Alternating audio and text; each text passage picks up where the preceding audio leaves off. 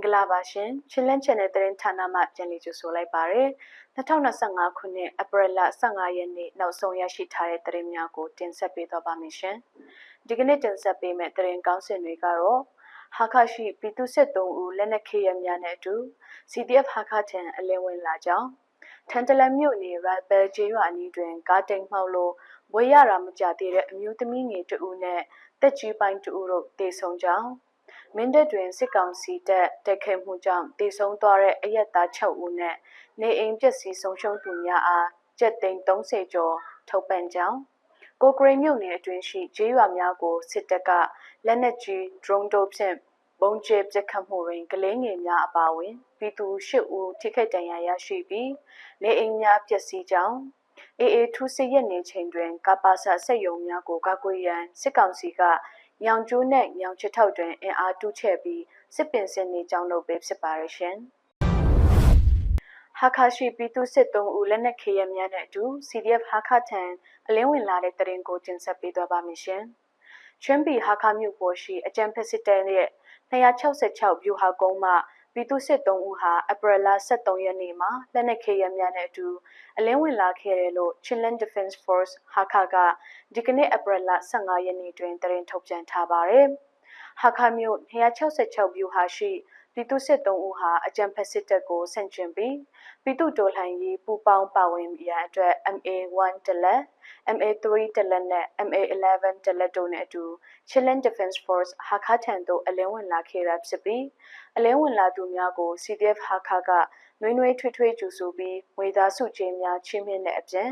လုံခြုံတဲ့နေရာရောက်တဲ့အထိတာဝန်ယူဆောင်ရွက်ပေးတော်မယ်လို့ဆိုပါတယ်။ဒါ့အပြင်အကြံဖက်စစ်တပ်ရဲ့လက်အောက်မှာတာဝန်မထမ်းဆောင်ခြင်းပဲပြည်သူရင်ခွင်တို့ဗက်ပြောင်းခြင်းသူများကို Chinland Defense Force ဟာခမှအမြဲတမ်းကြိုဆိုကြောင်းနဲ့လုံခြုံတဲ့နေရာရောက်တဲ့အချိန်ထိတာဝန်ယူသွားမှာဖြစ်ကြောင်းအသိပေးထားတယ်လို့သိရှိရပါတယ်ရှင်။ထန်တလန်မြို့နယ်ရိုက်ဘယ်ကျေးရွာအနီးတွင်ကားတိမ်မှောက်လို့ဝေးရတာမကြသေးတဲ့အမျိုးသမီးငယ်2ဦးနဲ့တက်ကြီးပိုင်း2ဦးတို့တေဆုံးသွားတဲ့တရင်ကိုလေးဆက်လက်တင်ဆက်ပေးတော့ပါမယ်ရှင်။ချင်းပီထန်တလန်မြို့နယ်ရိုက်ဘယ်ကျေးရွာအနီးမှာဧပြီလ14ရက်နေ့မနက်ပိုင်း7:00နာရီဝန်းကျင်မှာကားမတော်တဆမှုဖြစ်လို့ပြီးခဲ့တဲ့ဇန်နဝါရီလကမှပွေရတဲ့အမျိုးသမီးငယ်2ဦးနဲ့တက်ကြီးပိုင်းအမျိုးသမီး2ဦးတို့တေဆုံးခဲ့တယ်လို့သိရှိရပါတယ်။အဆိုပါကားဟာဒွန်ကျေးရွာတင်အုပ်ဆရာ2ဦးရဲ့ကားဖြစ်ပြီးရောဘုတ်ကျေးရွာကနေအပြန်လန်းလုံလဲကျေးရွာနဲ့ရိုက်ဘဲကျေးရွာကြားရိုက်ဘဲကျေးရွာရောက်ခါနေဒင်ကော့ချောင်းနာလမ်းပြင်တဲ့နေရာမှာမတူတဆလမ်းအောက်ထိုးကျသွားတာဖြစ်ပြီးဒွန်ကျေးရွာနှစ်ချင်းအတင်းတော်ရဲ့အမျိုးသမီးဌာနတာဝန်ရှိသူ2ဦးဖြစ်တဲ့အသက်60ဝန်းကျင်အရွယ်ပြီးမင်းချင်းပွေးချင်းပြီးတေဆုံးသွားသလိုပြီးခဲ့တဲ့ဇန်နဝါရီလကမှအိုက်ဇောမျိုးရှိကျန်းစာကျောင်းကနေ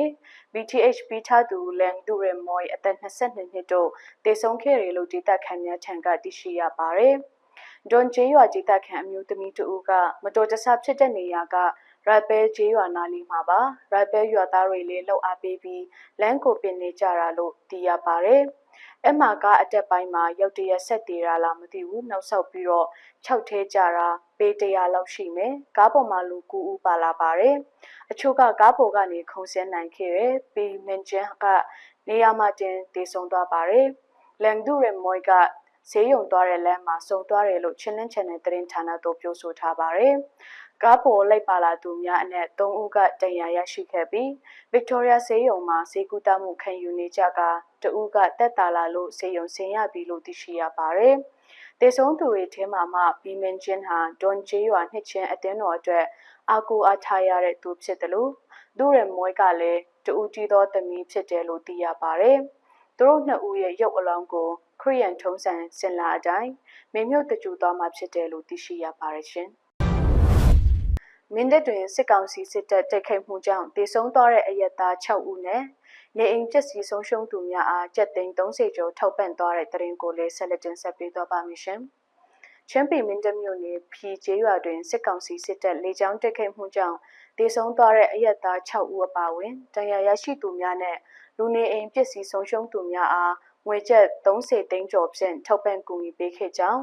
မင်းတပ်ပါအဖကဧပြီလ14ရက်နေ့တွင်တရင်ထုတ်ပြန်ထားပါတယ်။မင်းတပ်မြို့နယ်ပြည်သူများရဲ့ကူညီလှူဒါန်းမှုများနဲ့မင်းတပ်မြို့နယ်ပြည်သူ့အုပ်ချုပ်ရေးမှထောက်ပံ့ငွေ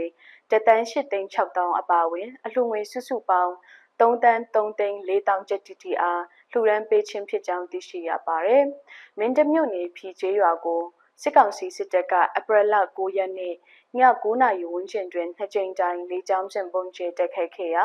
အရတားပြည်သူ6ဦးသေဆုံးခဲ့ပြီး10ဦးထိခိုက်ဒဏ်ရာရရှိကြောင်းဆိုပါတယ်။ဒါ့အပြင်လူနေအိမ်12လုံးပျက်စီးခဲ့ပြီးခရီးရန်ဖျားကျောင်းတစ်ကျောင်းနဲ့လူနေအိမ်တစ်လုံးအလုံးစုံမီးလောင်ပျက်စီးခဲ့ကြောင်းထုတ်ပြန်ချက်မှာဖော်ပြထားပါတယ်။အဆိုပါပုံကျဲတက်ခတ်မှုအတွင်းအသက်8လသားအရွယ်လူမမေတဦး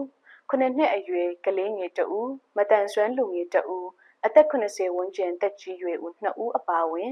ခရီးယန်ပါစတာ2ဦးတို့တည်ဆုံးသွားတယ်လို့သိရှိရပါတယ်။ဧပြီလ23ရက်နေ့ညနေ4နာရီအချိန်ခန့်တွင်စစ်ကောင်စီစစ်တပ်က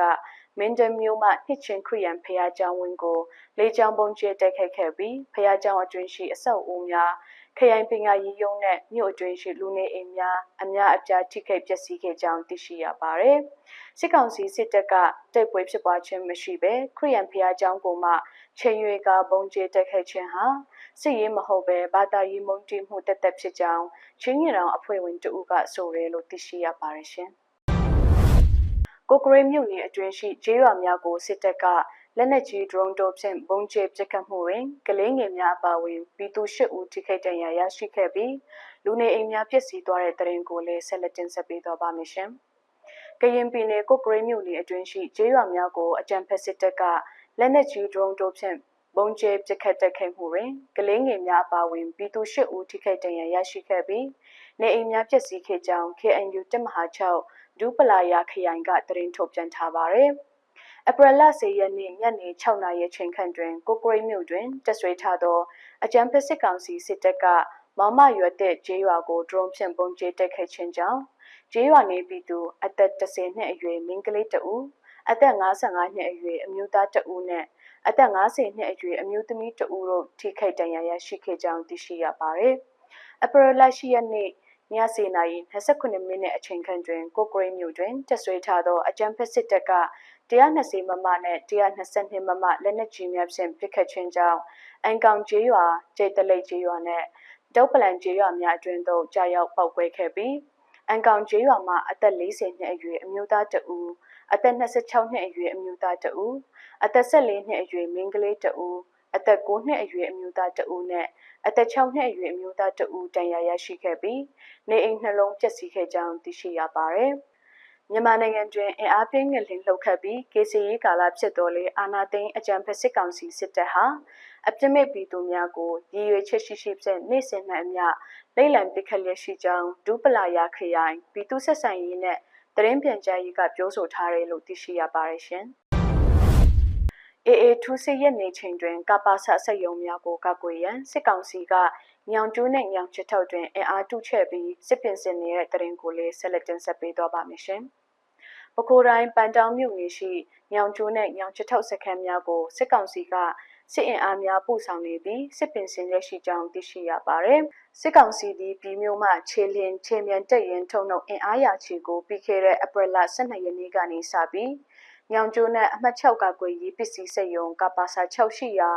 ညောင်ချထုတ်တို့အင်အားရာချီပူဆောင်နေကြောင်းစစ်ရေးတရင်ရင်မြစ်ကပြောဆိုထားပါတယ်။စစ်ရေးတရင်ရင်မြစ်ကညောင်ကျိုးကိုပြန်သိမ်းနိုင်ဖို့ထက်ကပါစာစက်ရုံတွေဘက်ကိုထူးဆေးရောက်မလာဖို့အပြည့်ရထားတဲ့ကာလအတွင်းအလျက်အမြန်အင်အားပို့နေတာပြီးခဲ့တဲ့9ရက်နေ့ကလည်းညောင်ကျိုးနဲ့ပန်းတောင်းကိုအင်အားအလေးအလေးလုံနေတာတွေရှိတယ်လို့ AYD Time တို့အတည်ပြုပြောဆိုထားပါတယ်။ဒါ့အပြင်ညောင်ကျိုးမှာထွက်ပြေးလာတဲ့ရဲတပ်ဖွဲ့ဝင်များနဲ့စစ်ကောင်စီတပ်ဖွဲ့ဝင်အချို့ကိုပန်းတောင်းရှိတပ်စခန်းများတွင်ခေါ်ယူထိန်းသိမ်းထားပြီးခံစစ်ပင်စင်ခိုင်းထားကြောင်းသိရှိရပါတယ်။ပြီးခဲ့တဲ့ဧပြီလ2ရက်နေ့ကနေအာရခတက်တော်အေသိမ်းပိတ်ထားတဲ့ညောင်ကျိုးစခန်းဟာကပါဆတ်ဆက်ယုံများတည်ရှိရာညောင်ချထောင်းနဲ့စေမိုင်ခန့်သာကွာဝေးပြီးစစ်ကောင်စီစစ်တပ်ကကပါဆတ်ဆက်ယုံများကိုကာကွယ်ရန်အတွက်စက်ယုံအတွင်းရှိစစ်ကောင်စီတပ်ဖွဲ့ဝင်တဦးမကြံကိုစပစ်ကွင်းလက်နက်လက်ကျင့်ရေးဆင်ခိုင်းထားကြောင်းတပ်တရင်ရင်မြစ်ထံမှသိရှိရပါတယ်။စစ်ကောင်စီကတောင်ကုန်းမြို့အကြပြီးတောင်ကုန်းနဲ့ပြည်ပန်းတောင်လိုင်းရှိတောင်ပုံကြီးမိုးထီဗျူဟာပကံကွယ်ညောင်ကျူးစခန်းတို့ကိုပါအေနဲ့ပူပေါင်းတပ်ဖွဲ့ထံပေးလိုက်ရပြီးကပါဆာဆက်ယုံများလက်မလွှတ်ရစေရေးအတွက်အထူးကျူးပန်းလာခြင်းဖြစ်ပါတယ်။ AA ကပြီးခဲ့တဲ့ ဧပြီလ 1 ရက်နေ့မှ ဧပြီလ 30 ရက်နေ့အထိတစ်ဖက်သက်အပြစ်ရက်စေကြောင်းကြေညာပြီးနောက်ရခိုင်ပခိုးအဆက်ရှိညောင်ကျိုးနဲ့ညောင်ချထောက်စခန်းများကိုထူးစစ်ဆင်နေမှုအားရပ်တက်နေခဲ့တော့လေစစ်ကောင်စီကအဆိုပါနေမည်များအတွင်အင်အားတူချက်စစ်ပင်စင်လာခြင်းဖြစ်ပါတယ်စစ်ကောင်စီကလည်း၃ပတ်ကြာယာယီအပြစ်ရက်စဲသည်ဟုကြေညာထားတော်လဲ၎င်းတို့ထုတ်ပြန်ချက်ကိုချိုးဖောက်ကစစ်ဆိုင်နေတဲ့နေမည်များတွင်စစ်အင်အားတူချစ်ခြင်းနဲ့လေကြောင်းမှပုံကျဲတက်ခတ်ခြင်းတို့ကိုပြုလုပ်နေခြင်းဖြစ်တယ်လို့သိရှိရပါတယ်ရှင်ဒီကနေ့တင်ဆက်ပေးမယ့်သတင်းစီစဉ်ကိုတော့တလောက်နဲ့ပေးရနာတော့ပါမရှင်ချင်းလန်းချန်တဲ့သတင်းစီစဉ်ကိုကြည့်ရှုအားပေးနေတဲ့သူတိုင်းကိုစိတ်နှပြကျမ်းမှရှင်လန်းနိုင်ကြပါစေရှင်